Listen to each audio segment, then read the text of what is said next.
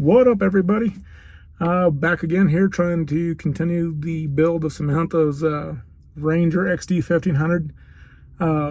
Well, we were at SEMA earlier this year. We ran into the guys from SiriusXM, and they had a booth there, and we were talking to them about how we love their product, and we have all of our trucks have XM in them. But when we go out riding, we usually 9 times out of 10 are out in the middle of nowhere. They told us they have a couple different options for plug and play as far as kits that we can do to make SiriusXM work with Ride Command. So they were cool enough to send us a couple of those kits. We're going to give them a shot. First one we're going to do is today on, like I mentioned, in Samantha's Ranger, is we're going to put the SiriusXM into it. And so just like anything else we ever do, 9 times out of 10, we don't do the installs ourselves. We always go to our buddies down at Ultimate Performance UTV here in Farmington. And they are kind enough to lend us their shop, and we can use it as a lunch and learn, I guess, for us. And so today, Nick and Ronnie will probably be the ones helping us out. I'll be probably doing the filming and let those guys do the install. But hopefully we can get learn all the tricks and get this to work, and you guys can see it and do it at your own house. All right, so we're back. Finally got the machine inside the shop here. I don't know if we've ever actually really introduced Nick or Ronnie, but no better time than today. So yeah, Nick's the young one, Ronnie's the old one, mature one. We don't want to call anybody old, but so here we go. We're gonna get started. Take the hood off, pretty simple. Pop the windshield up, make it all nice and snazzy. You have to pull out this portion of it, right? So we were looking at it online. If we pull this cluster off, which is a couple push pins, grommets are right here. If we take these two push pins off, this drops out. We can then pull this part up, and we have full access to the back of the Ride Command. We're not binding any of the plastic up. It's pretty. The hardest part is prying this thing up. So my typewriter finger is going to have to call for backup. Call for backup. We'll go to this. We just pop this one up here. Yeah, pull it down. Tools. Just gotta pop up this. Then you have these 4 push pins here, and we have access to the grommets in the back. Then we just pull these ones off here. And then there's these 4 bolts up here, and then pull up the window mount. Okay.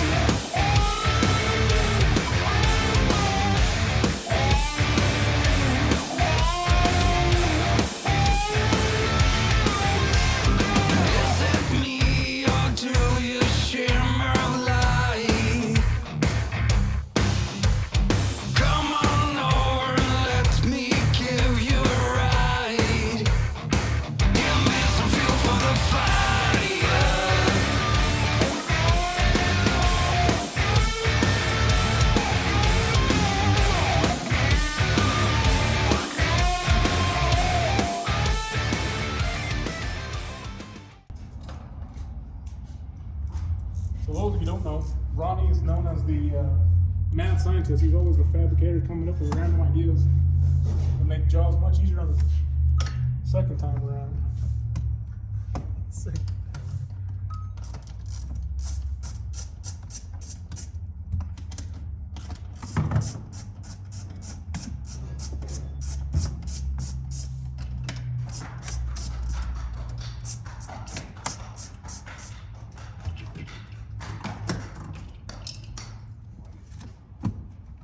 It'll just slide it down. What's it back here? Oh, it's the plug-in for your. Ta-da! Yeah, your plug-in for your cigarette outlets. Be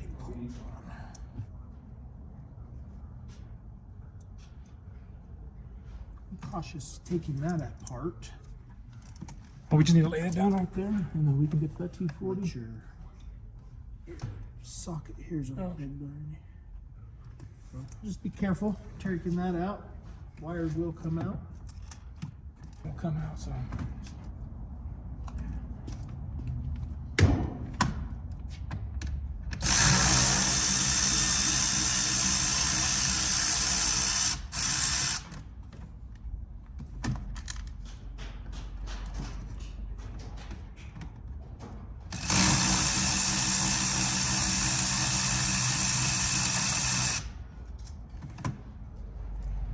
Okay, so now we got to pry this puppy out here. Is this child friendly?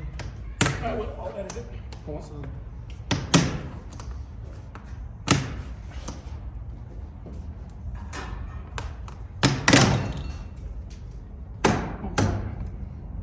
those plastic pieces. By that, I think we have plenty of. Access to the back of the ride command. Yeah, because you can see your FM antenna that comes through here. All the plugs are right there, accessible. So.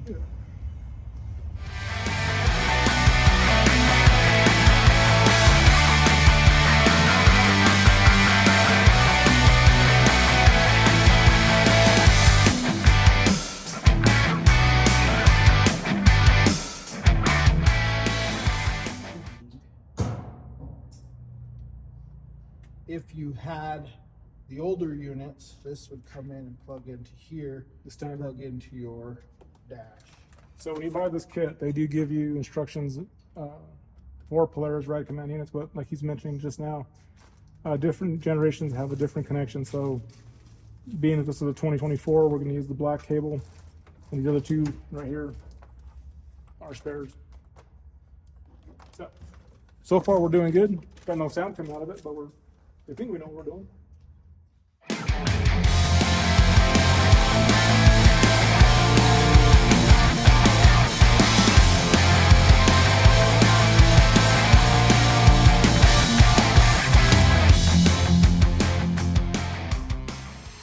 Come with us.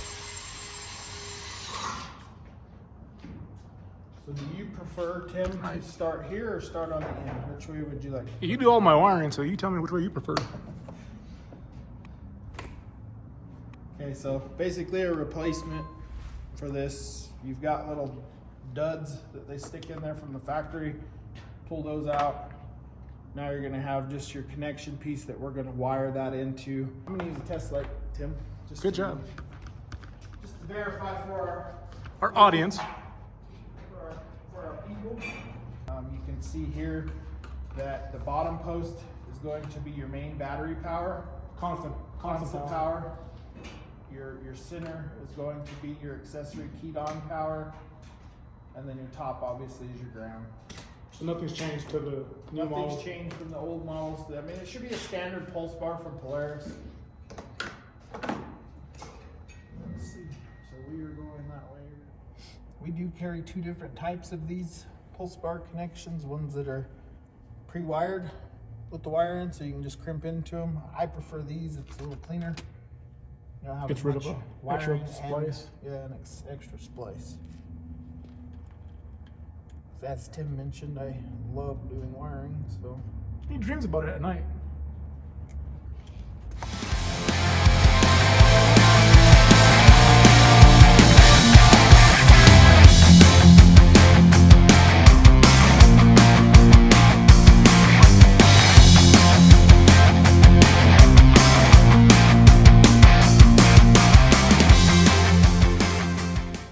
So during the process of trying to figure out where we're going to mount the little head unit, our little friend Nick decided we're going to put it up here on top instead of on the dash. Continue on with that clean factory look. So we pulled this puppy back down. We'll make a small little incision and get our head unit mounted up. Our candlelight works again.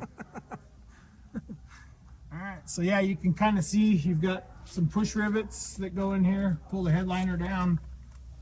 There's an awesome big hole on the driver's side. Feed the hole. wire. You can feed wire down through the A pillar, comes out into your dash, so nice and clean install. You can see where we have it now mounted.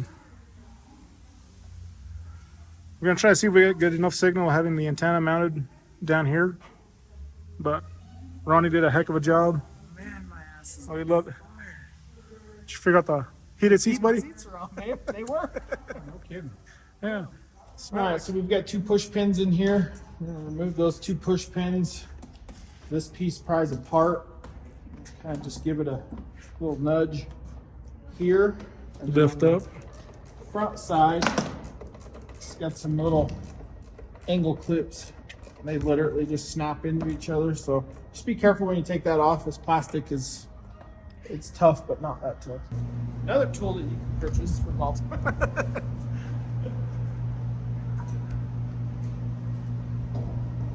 I'll make sure to include a phone number in the video for this. A link to these guys. A link to these guys. It says this tool is specialty made by Optical Performance. Sure, this is custom made, one-time use only tool. I mean, they do have actual tools and we do use them. These things, little fish. It's nice, it works, but for us, sometimes just a little bit of welding wire. Oh yeah. Yeah, it's just like a telephone wire.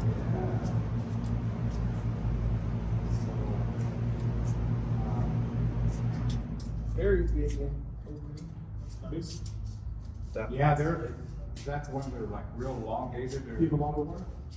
We should be there. Should be right out here. Oh yeah. See it? Wiggle it. Go back up. We need some needle pliers to pull it. All right, so we pulled the cluster down, undid the rocker switch for our wiper, and let me turn this thing on for you so you can kind of see. Pulled this cluster down. We notched a little hole in there for our power wire. That way they could get that mounted flush up against there, nice and clean. We ran our wire through the back, through our notched hole, marked it out. SiriusXM has the backing plate on it, so you have the pre-drilled holes that you can just mark out. Drill holes, put your screws and stuff in there, mount it. Now it's nice and clean, super easy.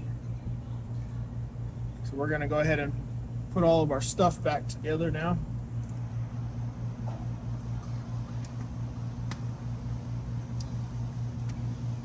So we got power there, there. I'll let that kind of hang for a second so I can feed this up and over. 3 days later. All right, so several days later, I finally realized that we had not showed you guys the final completed install. So yeah, we ended up finally putting the Commander Touch tuner on that plate that our friend Ronnie made for us. And then this is the extension cord that we got for off Amazon. Talking to the guys from the XM store, they are going to look at possibly making the cable a little bit longer so that you guys don't have to run the extension cord like we are. The initial part of the video we were showing the antenna was mounted here, which, like I said, did not give us good signal. Ended up having to route it under the hood right here, under this piece of plastic, and going all the way to the top. So yeah, I don't know if you guys can see there, but the plate, I'm talking about this little thin piece of magnetic plate, I guess you want to call it, that has like a 3M film, 3M tape in the back that allows it to stick to pretty much whatever. And then it allows you to put the magnetic base antenna there. Only part of the wire that's showing is where it comes out. And I tucked under the roof and haven't had any issues with it. I would like to show you kind of what it looks like when the machine is on, but we'll keep the volume off so that copyright laws don't get us. But the only thing I think I would do differently if I installed it again was I'd kind of probably shim it to turn the screen down some. We kind of weren't wanting to do that because then we'd get the glare off the back window. But at least this way it's out of the way. It looks about as close as it could be to a factory install. I still have places to do my rocker switches if I need to, but it's a done deal. Yeah. Simple install, took a little bit longer than expected, but that's kind of expected when you're doing something for the first time with a kit that's not really intended for it. But it's all in there, it works. We still got to go back and clean up some of the cables and tie them up better, but it's done. Hope you enjoy.